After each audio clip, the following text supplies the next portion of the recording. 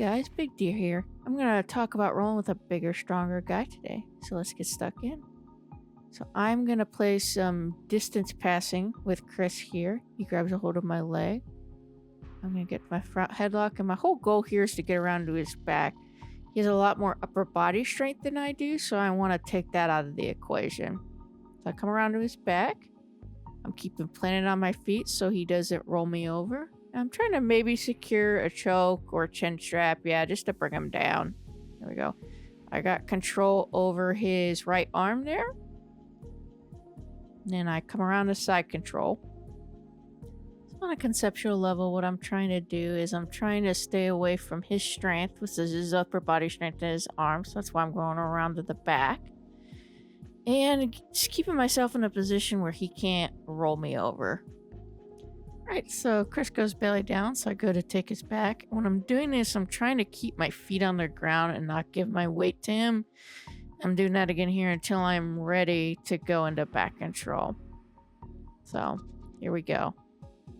Break him down a little bit, and I get the back. I'm having a hard time get my seatbelt on Chris. He's a big dude. Some of it's probably my body position, but you know, some people are big. You gotta deal with it. So, trying to maintain back control here. I've got my hand in his armpit, just trying to control him. So he goes belly down again. I come over, and instead of going in a mount, because I know he'll probably be able to roll me there pretty easily, I keep trying to go for the back. A mount on a big guy is sometimes not the best idea because, especially if you can't put your knees down and mount, it can roll you over. So Chris gets back to a guard, good on him. And I'm posting on his armpit there to prevent him from sitting up and getting like a sit-up sweep or going into a dogfight. He's a big guy and that could really put a lot of strain on my knee when he goes for that sweep. So always be safe. So now I've got a kind of an arm scoop position on his arm and I'm trying to flatten him out. I got the cross face and the underhook, and now it's time to try to pass the half guard. I'm a little higher than I'd like on Chris, but because I've got that underhook and the cross face, I think I can make it work. You know, you got to be careful with the big guys. So I pass there. Got him inside control. Go to knee on belly. I think about going him out, but again, he's big, and that's probably not a good idea. So I go around to the other side to side control.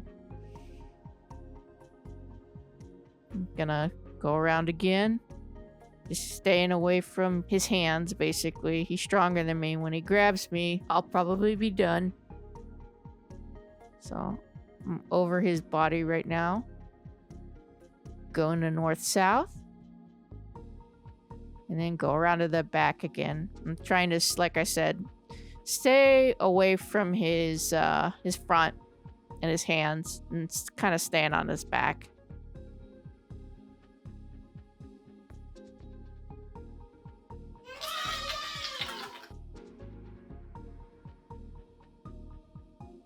Alright, so Chris is going to try to sit up on me. I'm going to prevent that by posting on his neck. I don't want him to do a sit-up sweep on me. Again, he's a big guy. If he goes over my knee, he could put some pressure on it.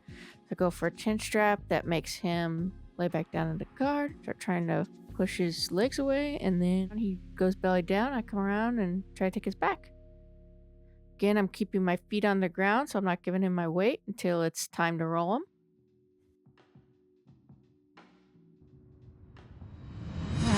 On Chris's back, trying to maintain control and maybe get a submission, maybe a rear naked choke, maybe an armbar, not sure yet.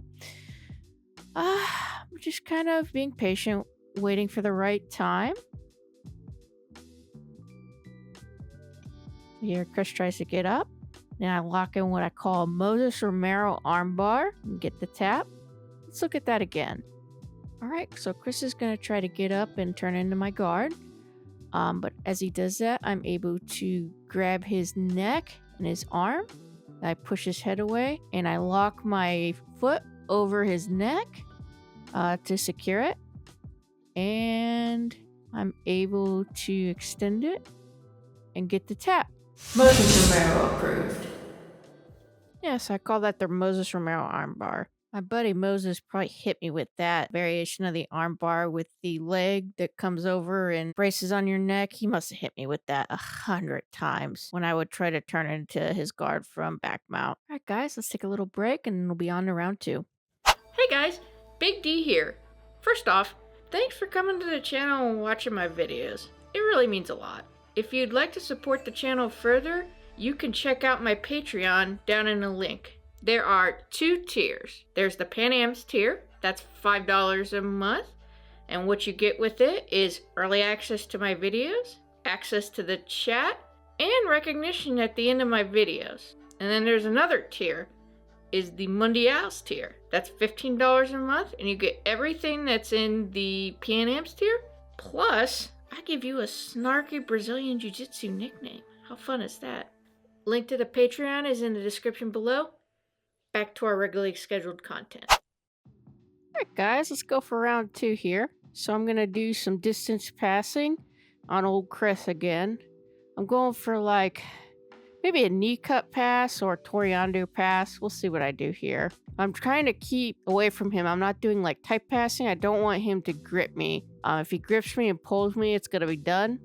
He's a pretty big, strong guy. And so yeah.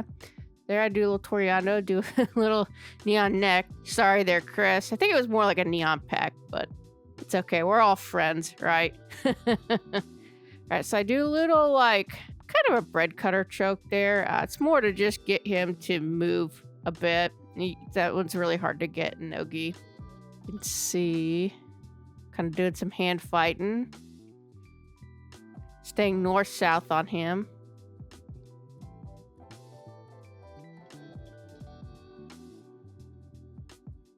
I've got a grip on his shoulder right there, and it's keeping him from turning away. I lose that grip. Transition to north-south. He's going to try to pendulum out of this thing. And I'm just moving around, making sure I'm not staying in one place where he can trap me and either roll me or do something else. I go around to his back. And I thought about getting Kimura controlled there, but I elected not to. I'm blocking his hip with my hand so he can't regain guard, and I'm also getting a front headlock on him.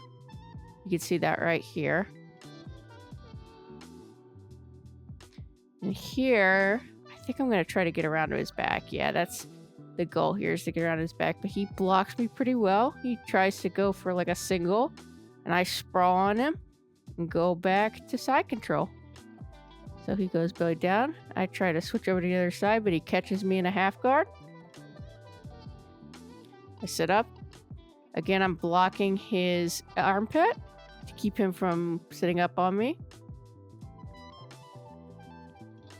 I put some pressure on him. I've got a grip on his head and an underhook.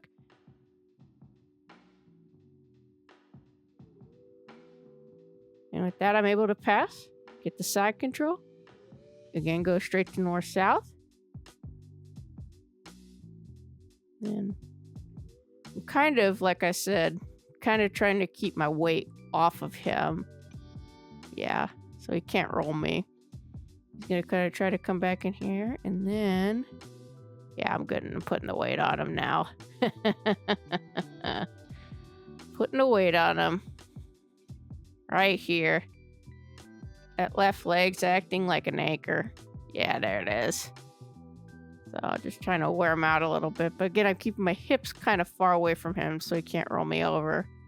So here, I give him a little space. He's able to get back into guard. He tries to come up for a takedown. That was a close one, Big D. That was a close one, but I was able to get him in front headlock position before he was able to stabilize the position. I go get a grip for a guillotine. And then end of the round. Well, guys, that's how I roll with a bigger guy. Chris was great to roll with. Thanks for rolling with you, Chris.